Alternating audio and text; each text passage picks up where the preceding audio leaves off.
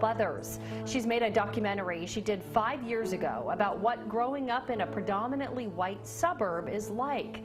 Hello, I'm Ashley Korslund, and thanks so much for joining us here on The Good Stuff. Our Devin Haskins shows us how her message takes on added relevance today.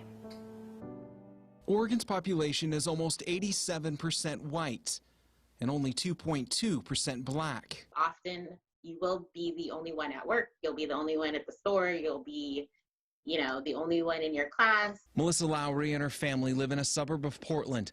The mother of two girls wanted to show her daughters, even being outnumbered, they weren't alone. I know black girls in suburbia. I'm one of them. I graduated with one other one. When Lowry's oldest daughter came home upset from school after being questioned by another classmate why her hair was different from the others, Lowry knew the story needed to be shared. I grew up in Westland, Oregon, a middle to upper class community. I had the typical suburban kid experience, but happened to be black. This is her 2015 film, Black Girl in Suburbia. It's about her story of growing up in Westland and what it was like from her perspective, and that of other girls walking in her same shoes even years later. I needed my kids to know that they weren't by themselves. The women in the film detail their own experiences about growing up black in a predominantly white community, from stereotypes such as what some people think they eat or drink, or what their hair feels like, to even getting singled out when talking about issues of race in a classroom. I was the only black girl, and she was like, "Do you care if I mind it? Do you mind if I say it?" And I was just like, "Well, no, but you shouldn't have to ask me that." You don't have to go ask a random black person questions about black things, black people, black culture. You can Google it and do your own research. Lowry has shown the film to schools around the country, opening the eyes of other students and teachers. And even 5 years later, what these women detailed on camera ring true for others today.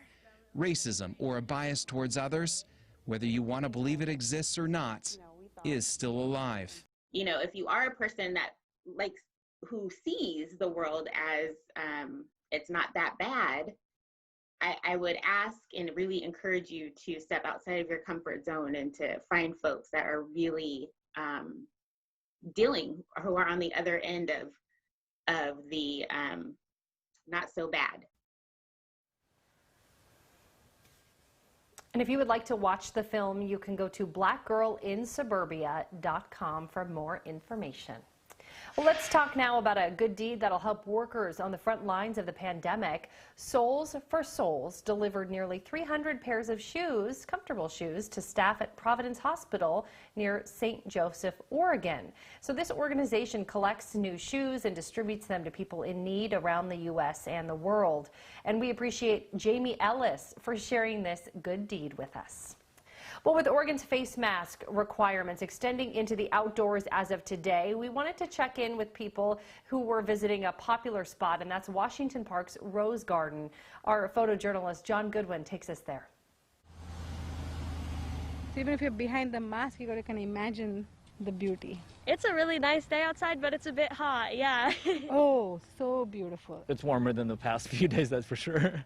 Why do you guys wear masks? It's probably the simplest thing I can do out of respect to others. It's because I want to keep other people safe. It's a simple preventive measure. Oh, there's cats. My daughter bought it for me. I'm a little crazy cat lady, I guess.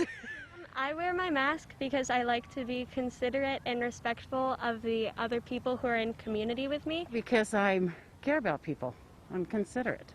It's part of my kindness training. I don't think that it's hard to do. To protect others, mostly because I've heard that it really doesn't keep things out, but it keeps your germs from infecting others. I put the mask on because I feel like that's my duty now. I have to protect my family and other people. Exclusively to look cool.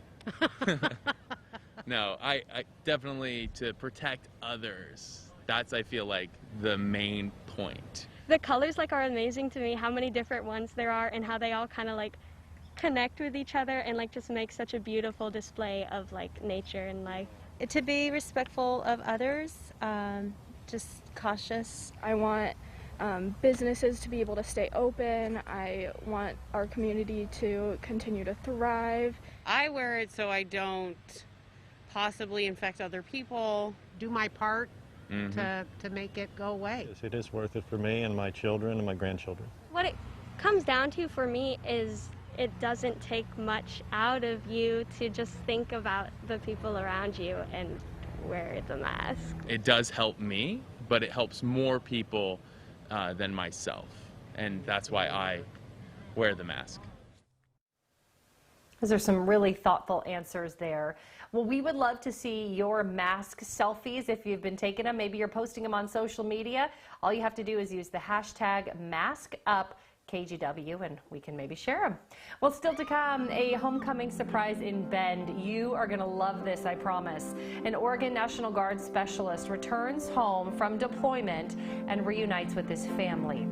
Don't miss this sweet moment.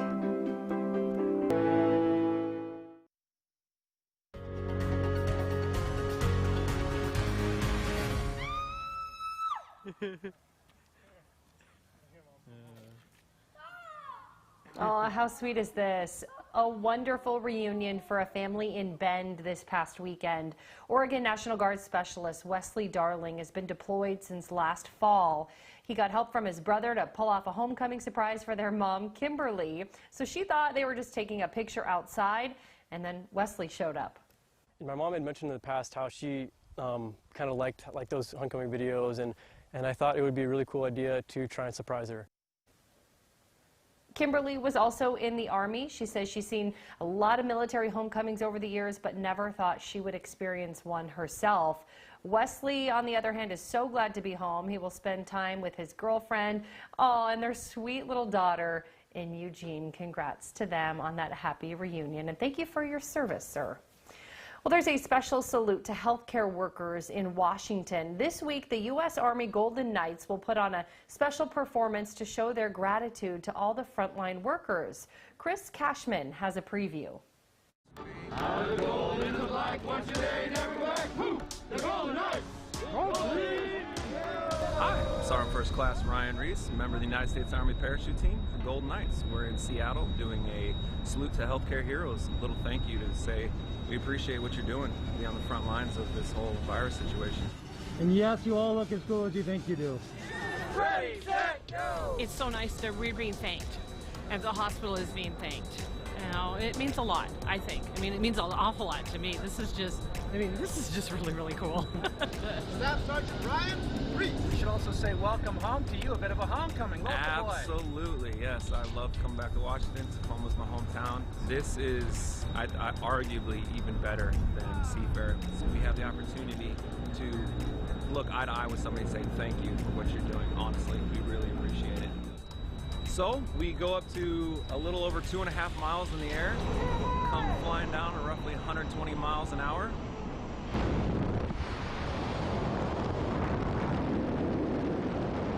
Open our parachutes, slow down to about 10 miles an hour, and we land on a 18-inch target right there in front of everybody. It's truly an honor. It really is. We, as being military, we've had a lot of support, especially since 9/11. We've had a lot of support, and now we have the opportunity to give the support back to the people that are taking care of us. Again, can't say thank you enough. Well, that is awesome. So the Golden Knights will be at Harbor View Medical Center in Seattle tomorrow. The parachute jumps will be live streamed. If you want to check it out, you can just go to the Go Army Seattle Facebook page and see it there. That will be something cool to watch for sure. Well, a local cartoonist hopes to bring smiles to families through colorful artwork. We'll tell you about his latest DIY project when we come back. And on Facebook this week, I asked you to share a picture of something that reminds you of summer. And we love all your photos, so we want to share some of them as we head to break.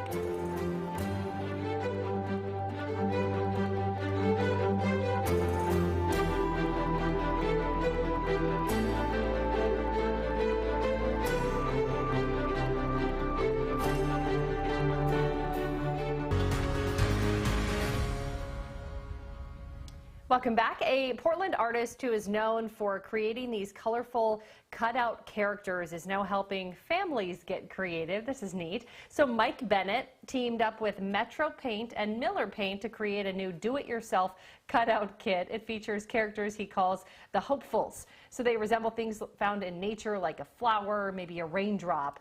Bennett released his first DIY kit a couple months ago to celebrate Earth Day, and we had talked with him back in April about it. I think hope is something that we all just need to hold on to. Virus or no virus, we're all in this together. We're all doing our best to stay safe and stay healthy, and we're all doing our best to just stay happy, too. The DIY kits will be sold at select Miller Paint stores starting at 10 a.m. on Saturday. There will also be a scavenger hunt on Saturday. Bennett plans to hide 5 character cutouts around the Portland area. He will drop clues on his Instagram page if you'd like to check it out. It is Mike Bennett Art. Well, if you've maybe run out of things to do at home, we have a little inspiration for you. Photojournalist Kurt Austin takes us to a Tigered board game shop offering lots of options on how to stay busy. For years, recently, it's all been about, hey, you know, the tablets, the screens, and now if you're stuck inside for 24 hours, you can't just be on the screen all day. Games are a great way to do that. Puzzles are a great way to do that. I'm picking up puzzles, yes, to keep us entertained. My name's Tate Breswick, and I'm the owner of Versus Board Games in downtown Tigard. Yeah, we come by once in a while whenever we have a desire for a new game or something. And we've only been open a year, but we are still able to make sales. It's going to be a really tough go for the next few months. I think everyone's trying to figure out the new for the next whatever this is. They're challenging for sure, but people want games, and we have regular customers. With the governor's orders, we're able to let one person to one household come in the shop and buy a game. Cat Lady is one of our most popular games. Here's Exploding Kittens. They're pretty great. Oh yeah, oh, and I forgot one of our best, we're out of it again. Isle of Cats in. You actually sail a boat to an island full of cats, and you fill your boat up with cats. Nuts about mutts. Not nearly as popular as the cats. Not at all. Our traffic has dropped off by half, but people are picking up larger selections kind of to keep with them more than they would have got before. We actually have the numbers, and it's actually almost exactly double.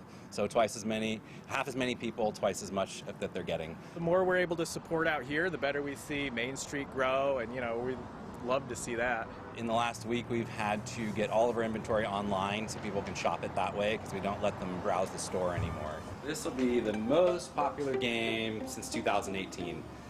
It's just a little puzzle game.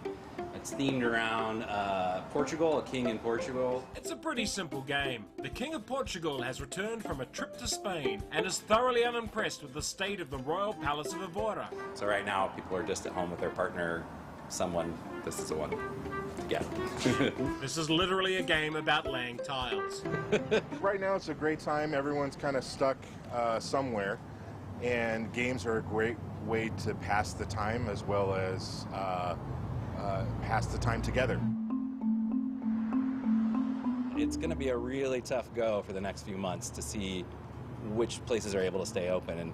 And even though I'm able to sell at a consistent rate, if all the other shops don't stay open with me, we still don't have a downtown. So I need the barber shop, I need the bar, and the city's trying, but the customers still make up the majority of what our revenue is. So Trying to do that with as much as we can with the smaller businesses is just calling them and seeing, you know, if they have some sort of availability or a way to purchase still their products and stuff, and then make it happen so we can support the smaller local businesses.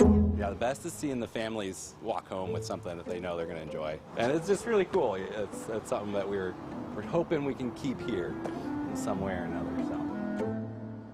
So. That's a cool shop. Well, Versus Board Games is close to walk-ins right now, but you can go to the store's website. You can schedule either a shopping appointment or schedule a curbside pickup order so you can still support the business. Well, when we come back, we will share some memorable moments from the Oregon Brewers Festival, courtesy of Drew Carney over the years. Any idea why you three were selected as the 72 different brewers? We could have anyone down here. Why the 3 of you, I wonder? Look at us. We're good looking. Absolutely. America that allows us to breathe.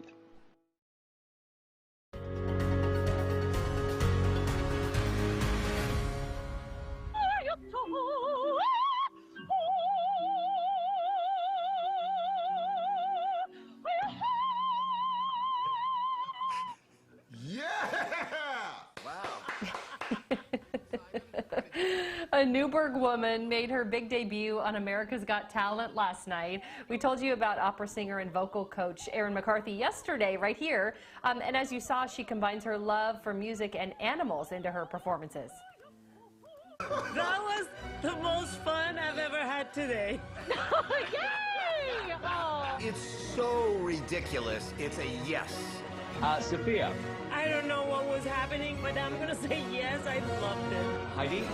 I want to see what you're going to do next. Yes.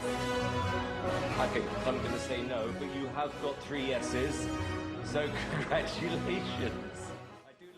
Yes, way to go, Erin. We are rooting for you in the next round. You can watch it next Tuesday at 8 p.m. right here on KGW. So cool.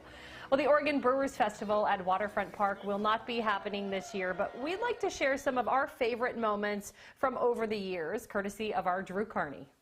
We're heading off. Let's go forward, young man, because every year the Brewers Festival starts with a parade. It is led by the first keg that will be tapped at the Brewers Festival. A procession of monks to kick off this year's Oregon Brewers Festival. We're back after, hey, look at that. That's another TV station.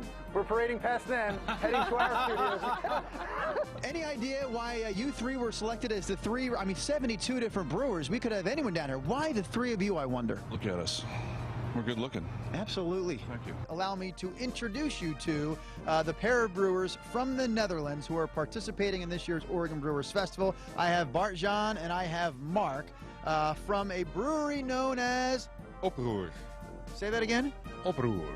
Am I saying it right when I say Oproer? That's right, yes. You have some goodness with you this morning. I'll say maybe 2 monks could take that keg, walk it right into the studio on the square, present that to our fine anchor team. The brewers here at Cascade Brewing thought it was a good idea for me to sample a lot of their products. They thought it would be what a good investigative reporter would do. I didn't want to be rude, so I obliged, and we'll see if that is a good idea or not over the course of the final 35 minutes of our program. The Hanes Beefy Tea, it's the best. You're a beefy boy. I wear a lot of t-shirts, and I've noticed that the Hanes Beefy Tea, it stands the test of time.